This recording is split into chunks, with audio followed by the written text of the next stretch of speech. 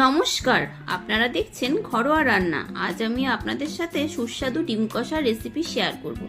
দেখে নেওয়া যাক রেসিপি। তার জন্য ওভেন অন করে একটি কড়াই বসিয়ে দিয়েছি।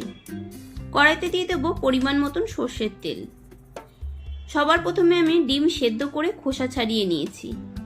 তেল গরম হয়ে গেছে। নুন হলুদ মাখিয়ে রাখা ডিমগুলোকে আমি তেলের মধ্যে ছেড়ে দিলাম। এবার উল্টে পাল্টে লাল করে ডিমগুলোকে ভেজে তুলে নেব।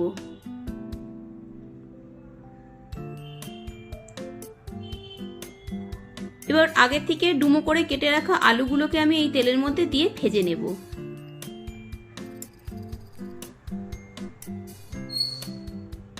একটু নেড়ে নিলাম। আলুগুলো ভাজা হয়ে গেছে। ওখানেই ফোড়নের জন্য দিয়ে দিলাম তেজপাতা আর গোটা জিরে।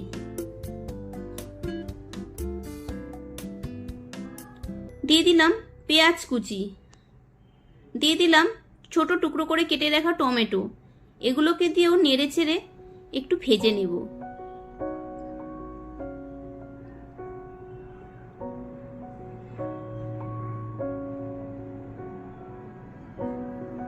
সব ভেজে নেওয়া হয়ে গেছে। এবার এখানে অল্প একটু জল দিয়ে দেব।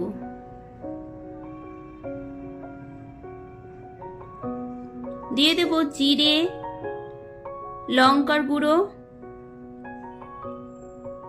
হাফ চামচ করে দিলাম হাফ চামচ হলুদ গুঁড়ো, দিয়ে দিলাম হাফ চামচ কাশ্মীরি লঙ্কার গুঁড়ো, এতে কালারটা ভালো আসবে। দিয়ে দিলাম 1 চামচ আদা বাটা, 1 চামচ রসুন বাটা। আবারও সব ভালো করে মিশিয়ে নেব।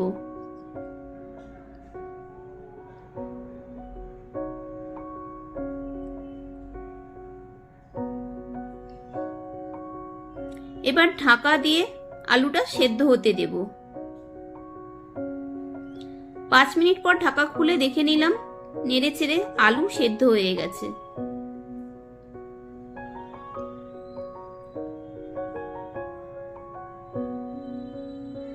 দিয়ে দিলাম কিছুটা চিনি টেস্ট ব্যালেন্সের জন্য। দিয়ে দিলাম ভেজে রাখা ডিমগুলো।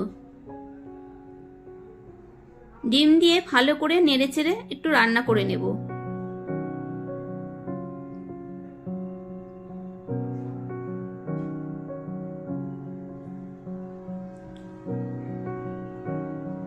দিয়ে দিলাম পরিমাণ মতো নুন।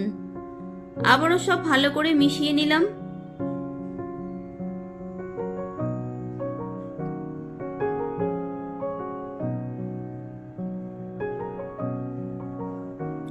দিয়ে দিলাম সবশেষে কিছুটা গরম মশলা পাউডার। ভালো করে মিশিয়ে নিলাম। তৈরি হয়ে গেল দারুণ স্বাদের ডিম কষা। এটি ভাত, রুটি সবের সাথেই কিন্তু খেতে ভালো লাগবে, আর কম সময়েও রান্নাটা হয়ে যাবে।